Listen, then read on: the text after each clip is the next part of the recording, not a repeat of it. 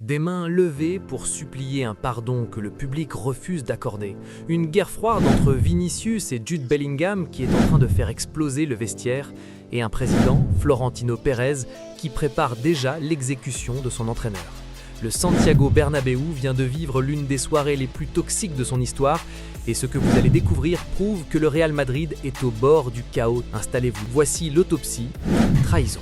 Hier soir, l'atmosphère à Madrid n'était pas celle d'une victoire, mais celle d'un enterrement.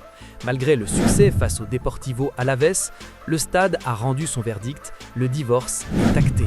Quand Kylian Mbappé et Vinicius Junior ont fait trembler les filets, le silence glacial a été rompu par une pluie de sifflets assourdissants. Pour les supporters madrilènes, un but contre une petite équipe de Liga ne suffit pas à effacer la honte de l'élimination face au Bayern Munich. L'image est forte, presque pathétique. Vinicius, les mains jointes, demandant pardon aux tribunes. Mais ce pardon sonne faux. Le public ne voit plus un joueur dévoué, il voit une star capricieuse, trop occupée à ses conflits personnels. Mbappé, lui, semble porter toute la misère du monde sur ses épaules.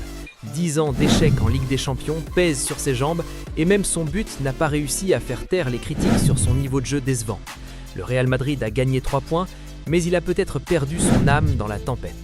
Avant de vous révéler le contenu de l'altercation secrète entre Vinicius et Jude Bellingham dans le tunnel, si tu penses que le public du Real a raison d'être impitoyable avec ses stars, lâche un pouce bleu maintenant.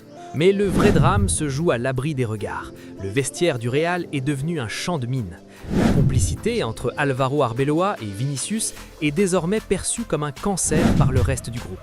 Le Brésilien est devenu intouchable, un chouchou qui se permet d'insulter ses propres partenaires. Le clash avec Jude Bellingham à Munich, où Vinicius lui a hurlé de se taire en plein match, n'était que la partie émergée de l'iceberg. Bellingham, exaspéré, a été sorti hier soir par Arbeloa, une décision qu'il a accueillie avec un mépris total. L'Anglais ne supporte plus de voir le collectif sacrifié sur l'autel de l'ego de Vinicius. Et dans ce chaos, un seul homme sort du lot, Arda Güler. À seulement 19 ans, le Turc est le seul que le public refuse de siffler. Il est devenu le métronome, le seul rayon de soleil dans une équipe de galactiques qui ne se parle plus. Arbeloa tente de justifier ses choix, mais en coulisses, tout le monde sait que Mauricio Pochettino est déjà en salle d'attente pour reprendre les commandes d'un navire qui prend l'eau de toutes les parts. Florentino Pérez ne restera pas les bras croisés devant ce spectacle désolant. Le président madrilène prépare une purge estivale sans précédent. Si le pardon de Vinicius sonne faux, c'est aussi parce que son avenir est de plus en plus flou. À 14 mois de la fin de son contrat, les négociations de prolongation sont dans l'impasse. Pérez commence à écouter les offres folles venues d'Arabie Saoudite. On parle de 200 millions d'euros.